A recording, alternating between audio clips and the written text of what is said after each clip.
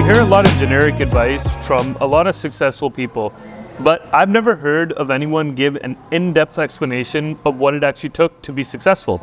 Hi everyone, my name is Amin Gill, and today we're joined by my good friend, Paul Sahota. Paul is a successful entrepreneur. He owns a couple of liquor stores, a dispensary, and has dabbled quite a bit in commercial and residential real estate. Today, we will talk to him about his background, some of his business ventures, his future plans, and delve into some tips that made him successful at a young age. All right, Paul, pleasure to have you here. Likewise, man. Yeah, always a pleasure connecting. So let's just get right into it. Who is Paul Sahota? So, background about myself. So, Paul Sahota, born 1988, born and raised in Surrey, born in Surrey Memorial. Got one older sibling who's 37 years older than me. Yeah. My brother Gary, married, one daughter, 2 months old, so a new father as well. And so in terms of my background, parents came to Canada in the 1980s, immigrants, first generation immigrants, just trying to kind of figure themselves out and what they want to do in this country. So a lot of work ethic, a lot of financial literacy in terms of not spending as much, saving as much as you can, kind of punting your pleasure for your future generations, whether it's your kids that are born in Canada, right? So a lot of the initial investment was in our education, so really kind of valuing education and getting an undergraduate degree, because both my parents don't have a university degree or a college degree. They pretty much just kind of did their education at the high school level in India, and they came to Canada. Yes. So again, when you're young, you don't really know what's going to be happening in your life. So I just did what was popular at the time, which was an SFU crim degree. So I did that. I was actually successful at the degree, completed that degree, was on the President's Honor Roll one semester as well, and didn't know finishing my degree what it was that I wanted to do with the education. So spent some time working in related fields in terms of like law enforcement and working with at-risk youth in Surrey.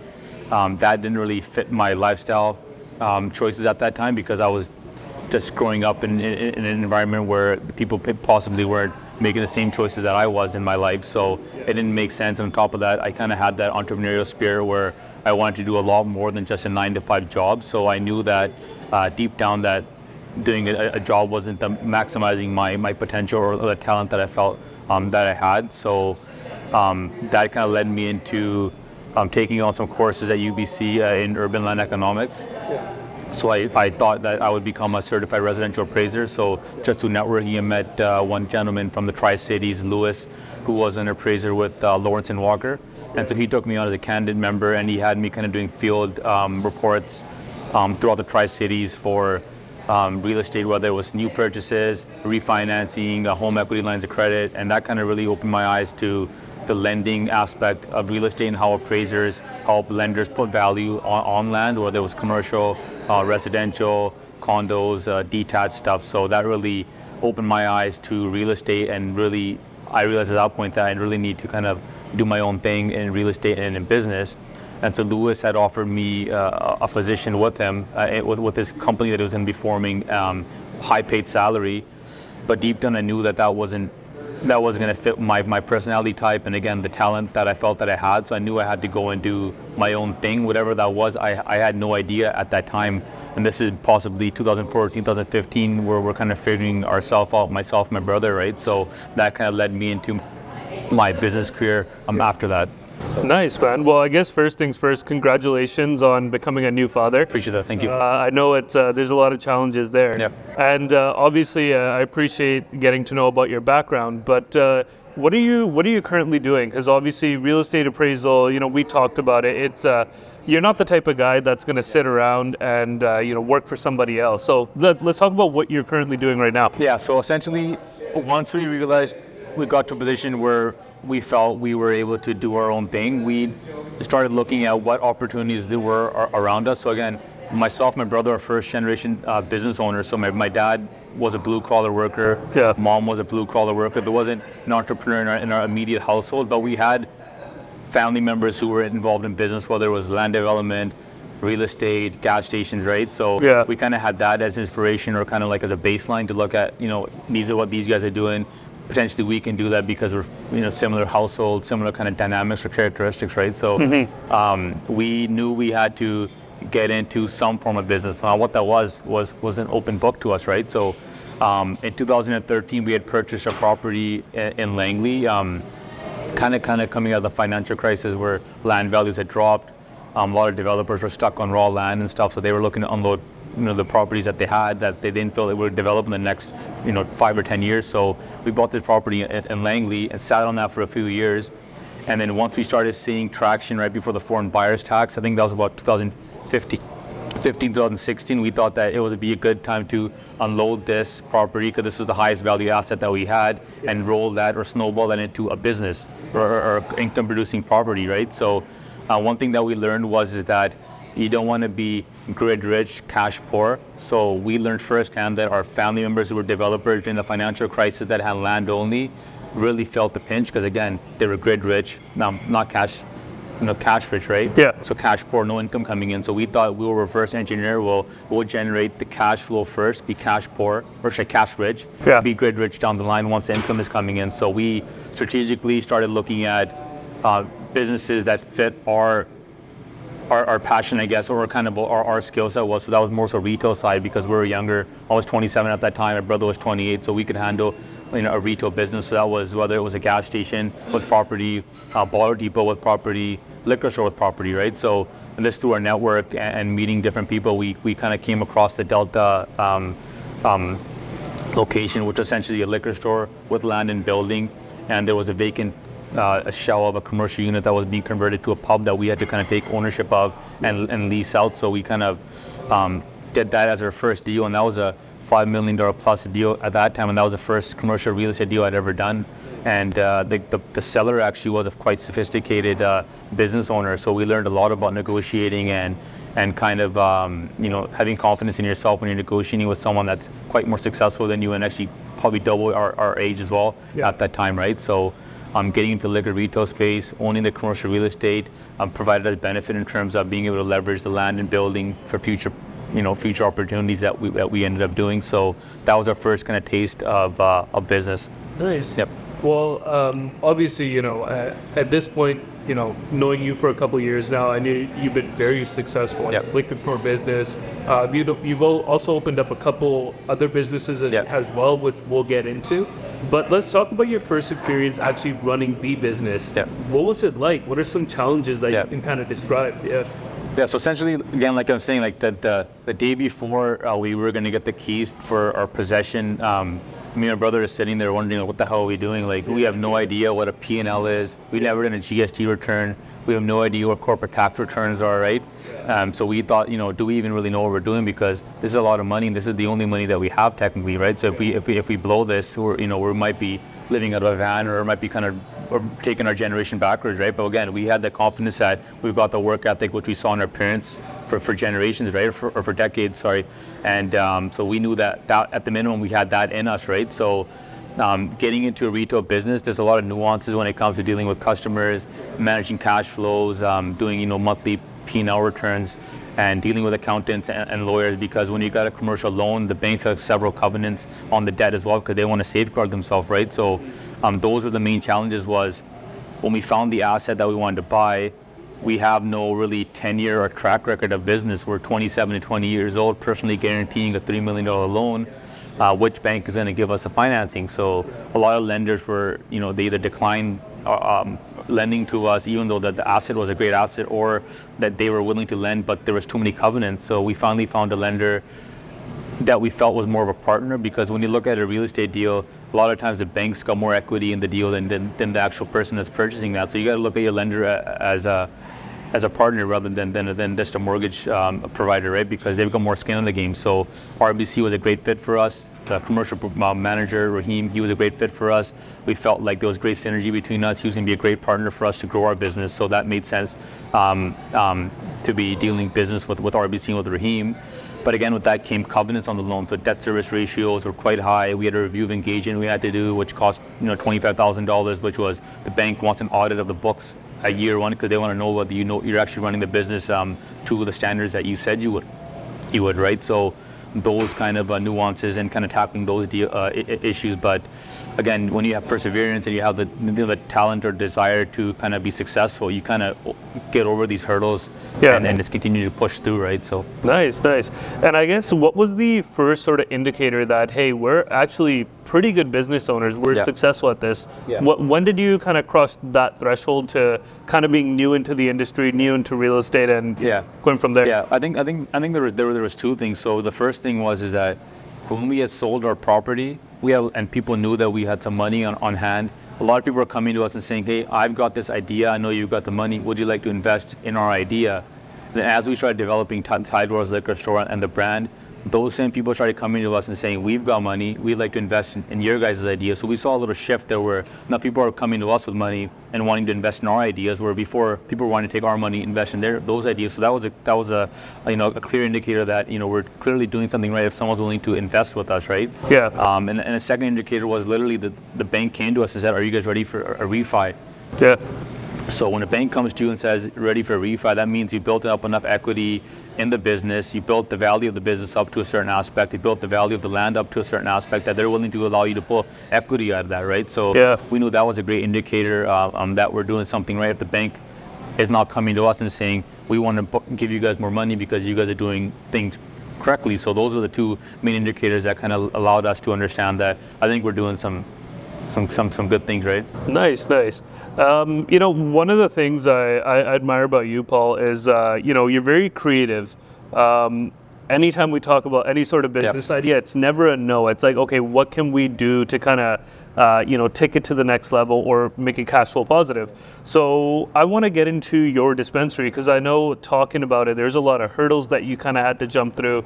I mean, a dispensary in Surrey, like, that's almost unheard of. So, let's get into that. I guess, where did the idea come from? And how did you start to convert your existing space to kind of accommodate it? Yeah. So essentially what we noticed is that, we kind of came into the liquor business in 2015, 2016, where things were kind of getting saturated. It was a mature market, right? Yeah. So when you have a mature market, you're looking at a kind of downward trajectory of that industry, right? So we're thinking long term, is liquor going to be in a grocery store one day? Is it going to be in a gas station one day? And so if you have all of your eggs in one basket, your risk level is quite high. So we need to kind of diversify ourselves. And again, at the same time, we wanted to create synergy with the businesses that we were going to create in the future. Got to be related to what we're doing at the moment, but not exactly in the same industry, right? So cannabis kind of made sense. Yeah. And we just didn't really have the nuances of how to open that, what that process looks like. But we knew that from an operating standpoint, it was very similar to liquor. The retail business, B2C, we're dealing with the liquor and cannabis regulation branch we have a relationship with, so we understand those kind of nuances in this industry, right? So the first thing was, we got to find the space to open this. Mm-hmm. And so I had heard from secondhand that Delta was going to allow some applications, and one was kind of going through. So I thought, why not see if we have an opportunity to do that in Delta? And so luckily we own the land and building, so there wasn't a need to have landlord support because we were the landlord. We can sign an offer to lease to ourselves, our operating company. And so the second aspect was, now we found the location, was where are we going to open it? We've got a 5,000 square foot pub on one side, 2,400 square foot liquor store on the other side. We can make an extension to the building. That's going to cost money. Now we're getting into setback variances and all these types of things. So we had to look at the existing footprint of the building and see where we can open this. And so we had this office, which we very rarely did we ever attend this office. More so just putting invoices away or excess inventory and deposits and whatnot. So we thought we can convert this space into a dispensary, and is it feasible? So got our architect involved, Robert Billard, got involved in the project. He brought some engineering consultants to see if this space makes sense, whether it's feasible, what the cost analysis would be for that. So once we kind of got the nuts and bolts of we can open this here, then is the footprint large enough to support the business? It's a 300 square foot cannabis store. Is that large enough to actually turn volume in the business to actually make a profit? So we felt we had the foot traffic on the property anyways, because we had the liquor store already operating, pub is already operating. We know we've got X amount of receipts printing on the liquor store on an annual basis, extra amount of receipts printing on the pub on a basis, do a small percentage of that. Those are cannabis consumers. You have a business now, right? So we knew that the business will make sense. So we converted the office space into a dispensary, and there was a process to that, right? So You initially got to apply with the Liquor and Cannabis Regulation Branch for the provincial license. They go through their kind of research on who you are, who the numbered company is, any affiliated companies to that numbered company. So they do a security check, background checks, integrity checks, things like that. And they don't want to be giving licenses to any people that might have a sketchy past, right? Yeah. And then once you get that approval in place, you got to go through the city rezoning process, which was its own hurdle, right? Yeah. And once you go through all the rezoning process and all the different hearings that the city does, you got to apply for a building permit. Once a building permit's approved, you got to actually physically carry out the building process and get that built. Once that's built, you got a bunch of inspections you got to do after that. So the Liquor and Cannabis Regulation Branch does an inspection. We had a CEPTED plan, which is a crime prevention through environmental design plan, which you have to do for any liquor, pub, or cannabis-related businesses due to the security risk. So we had a police officer come on site and do an inspection to make sure that the security measurements that we promised we would do, we actually followed through it. So Nice. go through that. And once you kind of go through all these hurdles, you kind of get your license at the end. Yeah. And then that's just the beginning of it, because now you got to operate your business. Yeah. So that's a totally different hurdle, right? So Yeah. I initially had applied in May of 2021. So we didn't open our doors until February 26, 2023. So it took about almost 2 years to actually get the business. Took 2 years. So it's a lot of patience. Yeah, no, that's definitely a huge amount of time and obviously whatever financial investment that you made into it. But how's the first year been? It's been up for a couple months now or a full year now? Yeah, so pretty much our year end was December 31st, so definitely exceeded expectations. Yeah. I didn't think that the cannabis space had the volume that it would to support the revenue that we got in our year one without any marketing or any kind of online branding, because you can't really market cannabis because you're promoting recreational drug use. So anytime you make a posting on Facebook or Instagram, automatically it gets taken down and flagged for recreational drug use, right? So there's no really way to market this business, right? So it was more so just word of mouth. And I guess just we underestimated the brand that Tidewaters had, because as soon as people knew that the Tidewaters liquor store guys have opened a cannabis store, they knew that they were going to get the same level of service and the same level of product expertise and pricing that they were in the liquor business. So it just kind of naturally and organically grew to where it's at. Nice. And again, we exceeded our year one numbers, and we have big hopes for 2024. Nice. Well, I think that's a great segue to talk about sort of the future, right? What's your future outlooks with obviously the cannabis business and then maybe expanding that to other territories? And what are some challenges that you're anticipating that are just beyond the horizon there? Yeah. So I think to touch base, like when we opened the Delta liquor store and purchased that property, we kind of wanted to gain more market share in liquor business. So we kind of, strategically bought our Surrey location, which is like within a 5-minute drive of the Delta location. So we wanted to kind of capture that corner of North Delta, North Surrey area. So once we did that, we felt like we needed to get market share in the cannabis space because it's a booming business. So opening the dispensary was a key to that. So I think future outlook would be potentially opening another dispensary location in another city. Now Surrey's against it. Delta's capped it at the licenses that they have, so that might not be an opportunity, but there might be an opportunity in the valley and other municipalities that we can potentially open up in. And then in terms of other business ventures, we're at the kind of the infant stages of thinking about the manufacturing side and kind of the food and beverage side of things. I don't want to share too much because it's still in the infant stages. We're kind of working out the nuts and bolts, but there is potential for us to expand cannabis at a different kind of level, whether it's manufacturing or food and beverage side of it. Okay, nice. All right, Paul, well, let's take a toast, man. We're at the halfway point. Cheers, man. Here's to your success, man. Thank you, appreciate it. Likewise. Ooh, Jameson hits different, right? Jameson hits different, man, 100%. Well, I guess, what's your favorite liquor? Jameson. Jameson, yeah. Clean, neat. It's been around for a long time, so there's quality in their product. Yeah. Great price point, right? So why not just stick to what you know, right? No, that makes sense. Well, let's get into the next question that I got for you here. So, obviously, you're in a great position financially. You've got some successful businesses going, great cash flow. What does the future look like for you, Paul Sahota, and obviously your business as well. What are some future ventures that you're thinking of? Yeah.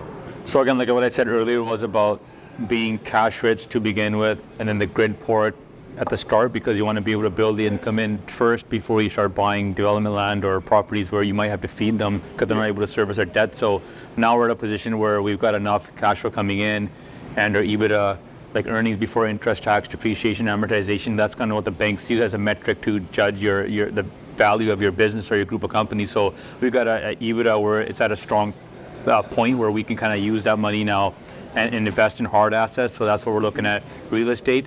And even with real estate, because we come from a business that's cash flow positive, it's hard for us to buy assets that we're feeding. So we're looking at income producing real estate assets. Okay. Things that got, multifamily or mixed use, things that are providing a rental income, and they're helping us hold that asset down, whether it's just servicing the debt and not having us out of pocket or even being cash flow positive, right? So, and again, we're strategically looking at locations that are going to grow in terms of density and value. So obviously everyone knows about the SkyTrain coming, Langley, and we're residents of Township of Langley, so that's one key market that we're looking at. Also secondary markets where there's population growth, potential growth for density, Penticton, Vernon, and places on the island. So that's kind of our next plan, is now to take the cash flow and the knowledge that we have and the relationships that we have with our lenders as partners and start investing into hard assets. Nice. I think that's a solid plan. And obviously, you talked a little bit about commercial real estate. Getting into that. What's your thoughts on residential real estate? So I am a licensed real estate agent now. So I think residential real estate is a great place for people to start, especially in the Lower Mainland and in the Fraser Valley. If you can buy a home, whether it's a detached or a townhouse or condo, I feel like the area that we're living in is such in high demand that you can't lose at a macro level. Long term and short term, it might be difficult, right? And so for myself personally, I just recently purchased last year an acreage in North Langley that we're developing for our principal residents. So there's a lot of stuff involved in getting that, kind of up off the ground. So we finished the secondary dwelling on the site, and now we're starting our principal residence on site. And so, like I said, single family residential real estate is valuable, and especially where we're living. So. Nice. Well, I know we've heard a lot about who you are, your businesses, and kind of what your future outlook is. And for the guys that are coming up, call it like in their 20s, early 20s, kind of trying to get into real estate or just business ventures, just as a whole. What is some advice that you can give that's not the generic like, oh yeah, just wake up on time, do that? Like what are some things that helped you, and what should they be looking at like on a financial basis to essentially get into these things proper? Yeah, so I think the first thing is like saying like I heard the same things like work hard, wake up early, save money, but the thing is those things are just too generic, and you can't really apply those in real life, because it's just when someone says work hard, what does that exactly mean, right? So the first thing I think, even with me and my brother at an early age, was like self-awareness, right? Like, who are you as a person, right? Business is not for everybody. Not everyone can be an entrepreneur. It's difficult. A lot more losses than gains. We can sit here and talk about gains, but you get more losses than you do gains, and are you able to handle that, right? So self-awareness, to know who you are as a person, because you know you better than your mom or your dad or your spouse or your children, right? So do you feel like you have the talent to be able to do business? And once you kind of do that self-awareness or self-checklist that you can do it, then you've got to really find what you're passionate about. Because a lot of times, so for example, when we bought the liquor store, we got friends and family phoning us on a daily basis, is a liquor store business profitable? We want to buy a liquor store, off the sole basis that we bought one. Right? Or in the cannabis space now, we're getting a lot of phone calls from guys saying, we want to open a dispensary, you guys are doing well, you guys are making money. And again, it's just people follow the herd, right? And you can't be the one that follows the herd. You kind of have to set your own trajectory or your own line, right? So find what you're passionate about after your self-awareness. Kind of lesson that you can do to yourself. Yeah. Once you find what you're passionate about, find out how you can monetize that. So if it's real estate, get your license and start selling real estate. If it's retail and you need to buy, get into retail, you got to look at what type of retail are you looking to sell, and then how are you going to find those opportunities, right? And then also it's like one of the stresses that wasn't told to me was delayed gratification, right? So like there's pain first and pleasure comes after, right? So whatever is pleasure to begin with is going to be pain down the line. We know that, like, if you're dieting, if Christmas, for example, you eat 2-3 weeks worth of junk food, you go on the scale, you're going to see pain there, you gained weight, right? Yeah. So I think in business, you have to learn that pain comes first, pleasure comes later. So you might have 5 years of pain, but you might have a lifetime of pleasure. Not a lot of people can deal with 5 years of pain in business, so they kind of give up on their goals or their dreams, and they just kind of go back to where they were, right? So I think just having that idea that there's delayed gratification, that you have a lifetime of benefit is important, right? Now, in terms of buying an asset, now you got to look at, like, what are you financially capable of acquiring, right? So, if you got the means to buy something that's $5 million, you can go ahead and hedge your bet on that. But if you can only afford something that's $1 million, you got to look at those opportunities that you can afford it within your budget, right?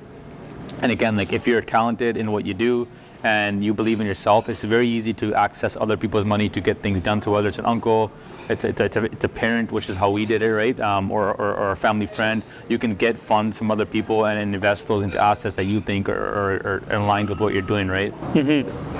No, and I think that's all great advice. And, one of the things that we always kind of talk about, and like I said, I think I said this before, but one of the things I appreciate about you is the innovation when you look at assets, right? Yeah. For example, we're looking at a property, it was like a vacant commercial space, and you brought up the idea of, like, hey, let's convert it to a daycare. So I think that plays a lot into it as well. And I guess, yeah, like, kind of going off of this tips that we're giving other people, what are some books that you recommend reading, or who are some of your mentors that kind of helped you get to the mindset that you're at now? So I think the first thing is that, like, again, I was a first generation business owner, right? So I didn't have like a parent in my household or older sibling who I could go to and say, how do you run a business? What's a profit loss? And what are these different types of things? Because I didn't have any of that guidance. So, but again, we grew up in an era where you have access to information online. So it was very easy for you to just find the information that you need to be able to kind of guide you, right? So yeah. I looked at people like Kobe Bryant was a great person when it comes to work ethic and diversifying his career. You looked at people like Robert Herjavec was another one immigrant person who came to Canada and was quite successful, right? Mm-hmm. And so you can use those guys as kind of baselines, and also you can look at, even if someone's not in your immediate household that's successful, you can find a family friend or a relative that's got something going on and kind of get some advice from them, right? So I had a few uncles that were involved in business and development, so kind of just speaking with them and just kind of getting generic advice that you could apply to yourself. You don't necessarily need to have a mentor to be successful in business, because I feel like information is so accessible these days, right? So Instagram, it's on TikTok, it's on YouTube, you can watch podcasts, you can read audiobooks, right? So and then back to your question about books, like I feel like books was the prehistoric way to kind of consume content for me personally, right? Because I'm not someone that can sit there and read a book, right? So I consume a lot of my content and a lot of knowledge that I get through podcasts. So yeah. I follow Earn Your Leisure, Assets Over Liabilities. These are kind of correlated to business and entrepreneurship, right? So those are my books that I consume content through, and it allows me to kind of gain knowledge for my career, right? So again, everyone is unique in what they do. So if you're someone that needs to read a book or a textbook to get your knowledge, by all means, go ahead and do that. But if you're someone like myself who's constantly on the go, out and about, I'm in my car most of the time, going to different places, I just consume my knowledge and my books through YouTube and through podcasts, and I've been successful at doing that, right? So I think there's not one way to do it. It's just everyone has their own way to do things, right?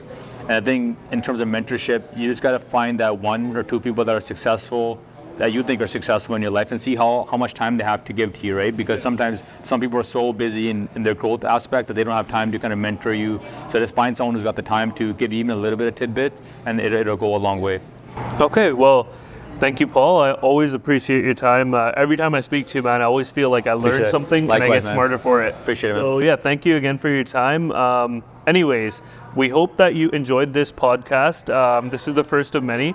Leave us a like and a subscribe as I chat with more local businesses and delve into their backgrounds as to what it took to get them to be successful. See you next time.